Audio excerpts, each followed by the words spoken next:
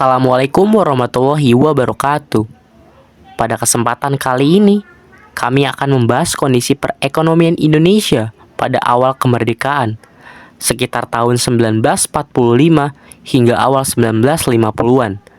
Masa ini merupakan periode yang sangat sulit, karena meskipun Indonesia sudah merdeka secara politik, tetapi keadaan ekonomi masih menghadapi banyak tantangan.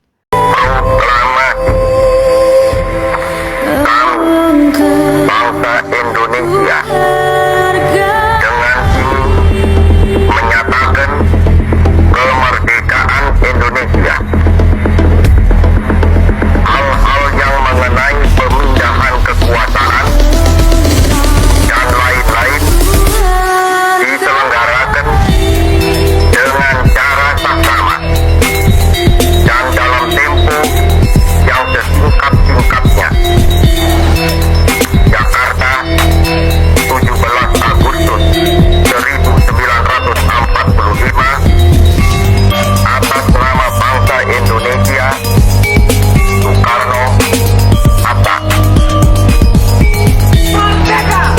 Setelah proklamasi kemerdekaan 17 Agustus 1945, Indonesia menghadapi situasi ekonomi yang sangat buruk. Hal ini disebabkan oleh beberapa faktor. Pertama, selama pendudukan Jepang, perekonomian Indonesia mengalami kerusakan besar. Banyak infrastruktur rusak, jalur transportasi terbatas, dan hasil produksi pertanian maupun industri menurun drastis. Pemerintah Indonesia yang baru berdiri belum memiliki sistem keuangan yang kuat, kas negara kosong, sementara kebutuhan sangat besar untuk membiayai pemerintahan, pendidikan, dan pertahanan.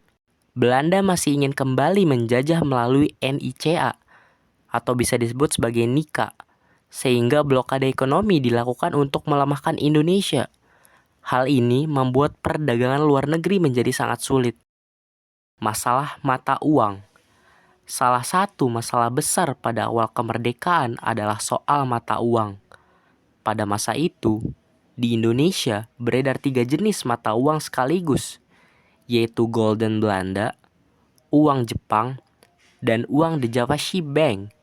Kondisi ini menyebabkan inflasi tinggi karena jumlah uang yang beredar tidak terkendali. Harga barang-barang melonjak, sementara rakyat kesulitan memenuhi kebutuhan sehari-hari.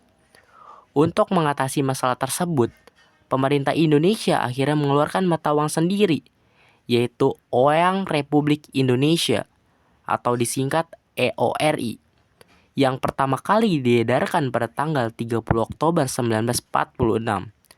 EORI bukan hanya alat pembayaran, tetapi juga simbol kedaulatan bangsa. Belanda yang tidak rela kehilangan Indonesia kemudian melakukan blokade ekonomi sejak bulan November 1945. Kapal-kapal Indonesia dilarang berlayar ke luar negeri, sehingga perdagangan ekspor-impor terganggu. Blokade ini membuat rakyat semakin menderita karena kekurangan barang-barang kebutuhan pokok, terutama bahan pangan, sandang, dan obat-obatan. Namun di balik itu semua, blokade Belanda juga memunculkan semangat kemandirian bangsa. Muncul gerakan ekonomi rakyat, seperti barter antar daerah, serta upaya memperkuat produksi dalam negeri, misalnya melalui perkebunan dan industri kecil. Upaya pemerintah Indonesia dalam mengatasi masalah. Walaupun menghadapi banyak tantangan, pemerintah Indonesia tidak tinggal diam. Ada beberapa kebijakan yang dilakukan oleh pemerintah Indonesia. Yang pertama, mengeluarkan ORI sebagai alat pembayaran yang sah. Yang kedua, membentuk Bank Negara Indonesia atau BNI pada tahun 1946 untuk mengatur keuangan. Yang ketiga, menggalang dana rakyat melalui pinjaman nasional.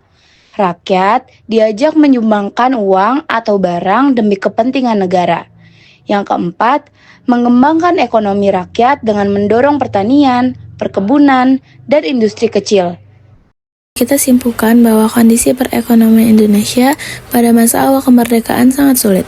Namun, dengan semangat perjuangan, kemandirian, dan kebijakan pemerintah, bangsa Indonesia mampu bertahan dan perlahan-lahan membangun fondasi ekonomi nasional. Peristiwa ini mengajarkan kepada kita semua tentang pentingnya persatuan, semangat mandiri, dan gotong royong dalam menghadapi tantangan ekonomi. Terima kasih telah menyaksikan video ini. Wassalamualaikum warahmatullahi wabarakatuh.